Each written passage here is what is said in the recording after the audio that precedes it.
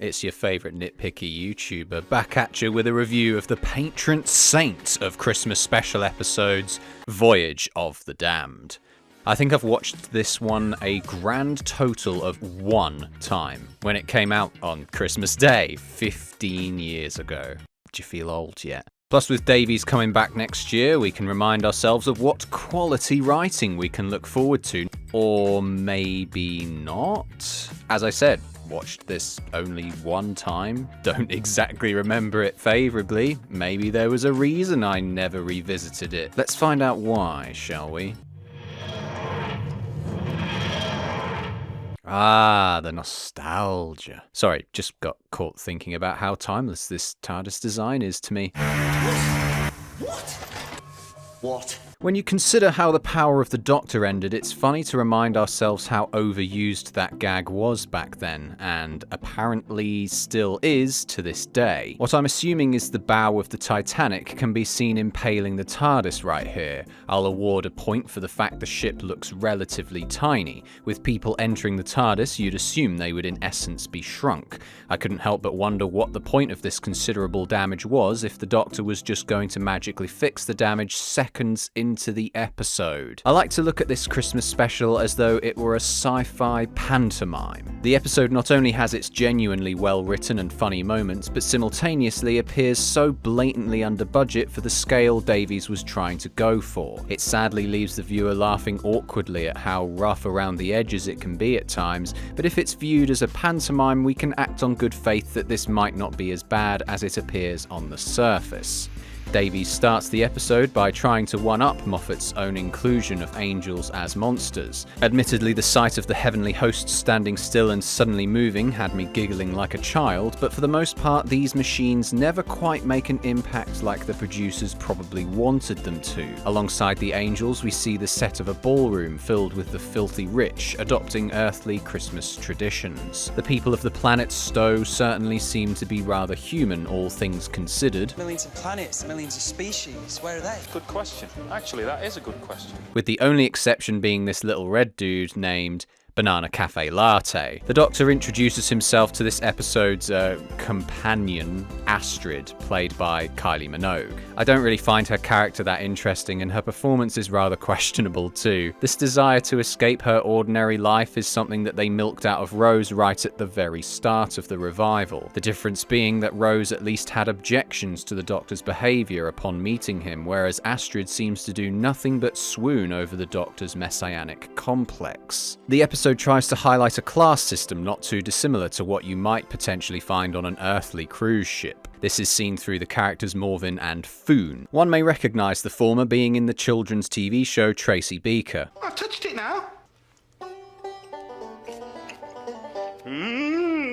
The highlighting is less subtle though, and more akin to primary school level bullying, as is the case with the rather large couple seen eating a mountain of food. Despite being very human in appearance, the naivety of understanding human culture expressed by these aliens makes for some worthy gags. They must be enormous, these buffalo. So many wings. Most notably is the character of Mr. Copper, whose inclusion as a hack fraud tour guide made for the best character of the lot. Human beings worship the great god Santa, a creature with fearsome claws. And every Christmas Eve, the people of UK go to war with the country of Turkey. They then eat the turkey people for Christmas dinner like savages. With a gaggle of passengers, stowaways and staff members alike visiting London, we come to possibly the strongest scene in this episode. By connecting previous Christmas specials, we see Christmas Eve in London is no longer a bustling celebratory affair, but more reminiscent of the 2020 cancelled Christmas where we were all forced to stay at home, apparently for our own safety. With the inclusion of Bernard Cribbins to act as the patriotic tinfoil hat harbinger of doom in this little roadside stand, I was overjoyed by the sight of him. The Queen herself buckling down and staying at home following the trend set by everybody else allows us to have a brief catch-up with reality before being whisked back to the ship. This was where the melodrama started to ramp up, as we see the Doctor finding out that the ship's shields are down from a portrait TV that he zapped with his screwdriver, also at the most dramatically convenient moment. The staff then take the Doctor away for meddling, and it was funny to see all these people who barely know the dude trundling along to defend him, I guess. The heavenly hosts also begin to malfunction. Information. You are all going to die.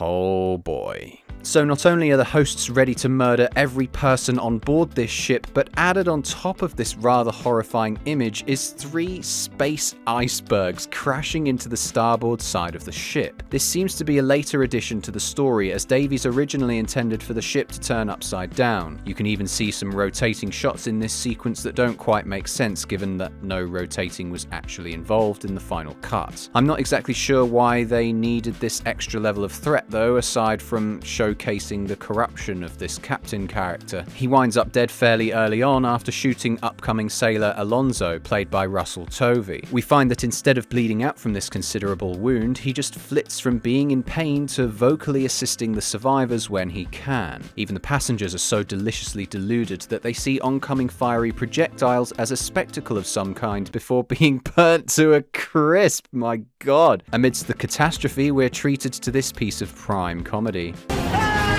See, I thought this meant death, but no, the guy's still alive, all just to showcase some more prime comedy. Host, that's an order! Help me! What are you doing? Stop it! Stop it right now! Honestly, I found almost every death in this episode to be absurdly funny. Stuart just died. Then he's a dead idiot. With the show slowly sinking, it's up to the Doctor to save the day. Tennant has his world-famous monologue here explaining who he is. Performance-wise, he's firing on all cylinders as always, but my mind is left wondering how this speech alone would be enough to sway this group of people unless they knew he wasn't a raving lunatic. It might have been nice for the group to have displayed some division beyond the previously mentioned primary school level bullying. How was Mr. Fatso going to get through that gap? The group tried to make their way through some rubble with more of that pantomime comedy shining through. We see Mr. Copper being corrected about his knowledge of Earth. This is very much in the spirit of Christmas.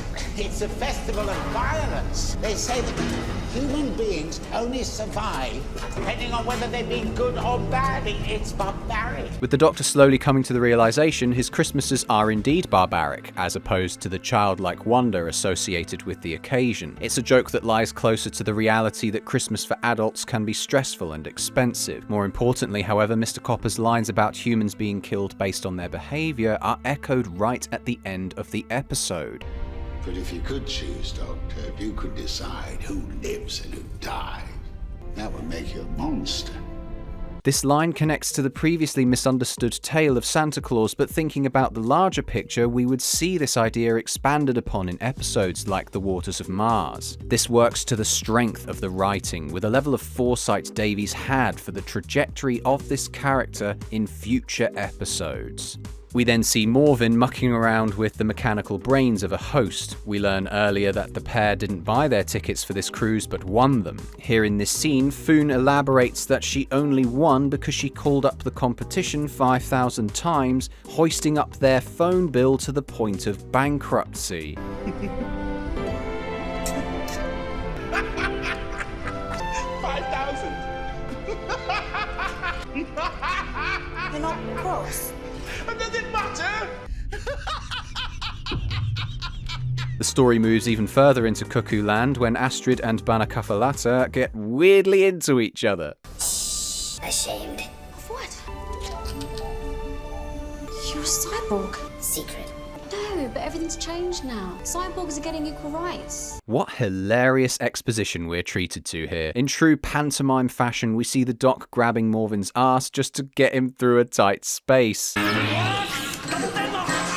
Oh shit, yeah, the deadlock seal. That moment when you realise all the times Chibnall-era episodes got characters out of sticky situations simply with the screwdriver fixing it all, conveniently forgetting that deadlock seals exist. In fairness to Chibnall, the Master did deadlock the bomb on board the plane during Spyfall episodes, and also, What the fuck's a double deadlock? Or a triple deadlock? Why not quadruple? The survivors make it to a room where the Last Supper takes place. It's merely an excuse for Mr. Copper to confess his sins as a fraud tour guide before they make it into this giant engine room. This scene is where some of the most spectacularly bad moments wind up being, mainly because of just how stupid the whole situation is. Firstly, Morven gets killed off because of let me just show you. Right, me and Boots are...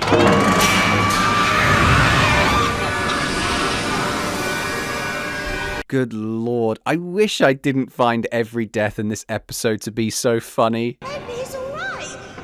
Maybe there's a gravity curve down there, or maybe he's just unconscious. I'm sorry, Foon. I'm almost certain she won't be sacrificing herself now that she has nothing left to lose. You're coming with me.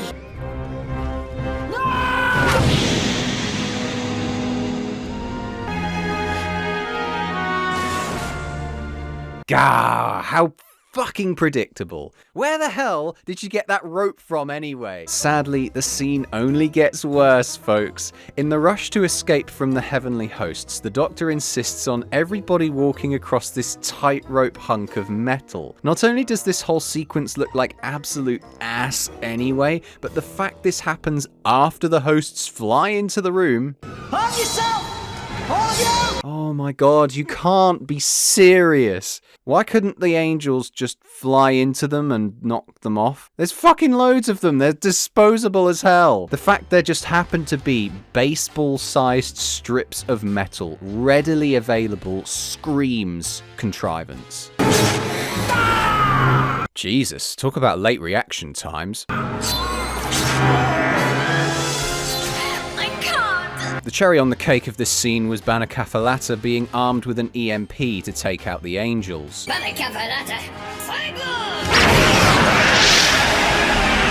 You know, I think this OP ability might just be the reason why Stowe has such a problem with cyborgs. The only redemptive quality of this scene is this idea that everybody on board the Titanic got so complacent with the heavenly hosts that nobody knew about this whole security protocol of asking 3 questions thing. Not only that, and as strange as it is to say, at least characters are dying in this scene. And it's permanent. Not that I was sad to see them go or anything, it's just better than them being surrounded by plot immunity. The group then splits off with the Doctor literally going back the way the group came from. I lay this at the feet of the awkward pacing of this episode, but seeing him run through the same series of tunnels and corridors in seconds that took the entire group 28 minutes of screen time to traverse was really funny to me. Anyway, he has quite an amusing scene where his super smart plan backfires on him.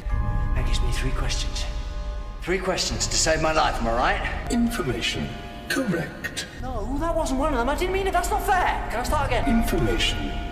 No. This leads him to meeting the bloke that's been flashing his teeth on the portrait screen things the whole episode. As much as his design oozes creativity, he truly is just a mustache-twirling exposition bad guy. It turns out the entire catastrophe was bought and paid for from the get-go by the guy who owns these intergalactic cruise ships. He's not just one of these guys that wants to see the whole world burn, but also wants to see his own company burn just for kicking him off the board of directors. It seemed a bit weird to me that despite the character describing everything that happened to him, that his creepy face would still be plastered all over the ship. My name is Max. My name is Max. The mighty Jagrafess of the Holy Hadrajasic Maxarama. I call him Max. Huh. Russell must have had a really nasty boss called Max. Also, using long game clips for the 3rd time, I'm going to shamelessly plug my Patreon page here. That's where you'll find the review of that episode, because guess what, guys? It's not public. You can donate as little as £1 per month to watch any and all of my Patreon exclusive reviews. But I imagine you probably knew that already, didn't you? What truly turns this scene into a catastrophe of comedy, however, is Astrid coming by to save the day. She previously got hold of Banakafalata's EMP ability,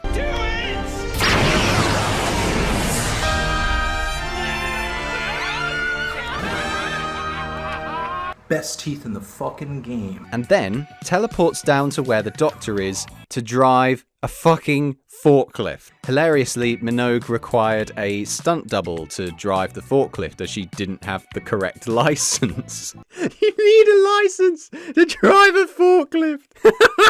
So if Kylie didn't know what she was doing, I highly doubt her character would have either. I was laughing so hard at the absurdity of this scene. How devoid of brain power does this angel have to be in order to not just walk up to the forklift and kill her, but throw it from such a shitty angle and have it just bounce off like this? To think as well, not one, but 4 characters would fall into this engine room fiery hell pit thing. The slow motion is so obnoxious as well. Like the episode isn't dragged out enough as it is. Cool guys don't look at explosions. They blow things up and then walk away. To top all that nonsense off, the Doctor gets lifted up to the heavens by the angels. Now, obviously their master being dead and all shouldn't really override their intent to continue his mission, right? Yet they just help the Doctor save the day. Deadlock broken. Wait, the big double triple whatever deadlock was fucking wood? The one thing that the sonic screwdriver doesn't work on? Genius. But the host! Control are dead, they divert to the next highest authority. And that's me. What? No, that's not right. Must be rich, though. I haven't got a penny. Stow away. Kidding. Seriously? No. Oh, yeah. The hell is this? I'm the Doctor, hello. Information stowaway. Wow. All you had to say was that Alonso was next in charge, and we'd be Gucci. Alongside this bullshit, the Doctor can apparently fly the ship to avert disaster. And as dawn rises over Great Britain, it seems that this year, the City of London has escaped alien intervention. It seems like a bit of a premature thing to say. Christmas Day has only just started. So this part is probably the most memorable scene of the episode. Alonso is an absolutely classic line, and these marvelous special effects fill the climax of the episode with excitement.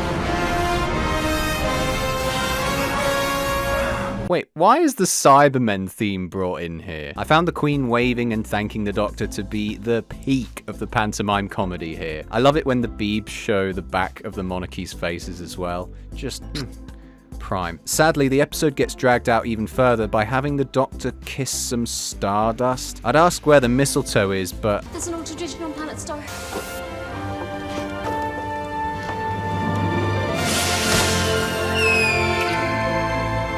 apparently you just don't need it. Finally, the Doctor drops off Mr. Copper on Earth so he can have a life with his famous credit card with £1 million on it. But I can have a house. Yeah, I'm sure the bank won't ask questions about the validity of that credit card. Well, you know what? I'm glad that this episode's over and done with. Let's jump to the conclusion.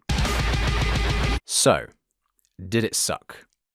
Like sailing on stormy seas. It's up and down. I think it's probably because the episode lives in the shadow of two incredibly effective prior Christmas specials. To this day, no episode of New Who has received more overnight viewership than Voyage of the Damned. I'd boil that down to the reputation the show had at that point in time, but also the inclusion of one of pop music's biggest stars. Sadly, she did not live up to the hype. I think it's more her underwritten character that's to blame, whilst I also have to switch my brain off to truly enjoy it. Maybe another couple of bottles of wine would help with that. In summary, the episode is funny, Tennant carries the weight of the episode for the most part, and the whole idea of aliens misunderstanding Christmas was excellent. Unfortunately, the overly ambitious plot, pacing issues, and that blasted engine room scene leaves a lot to be desired.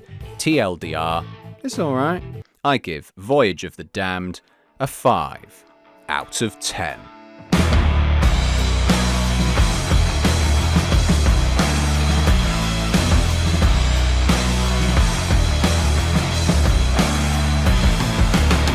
Banana Cafe Latte. Banana Cafe. Primary school level school bullying.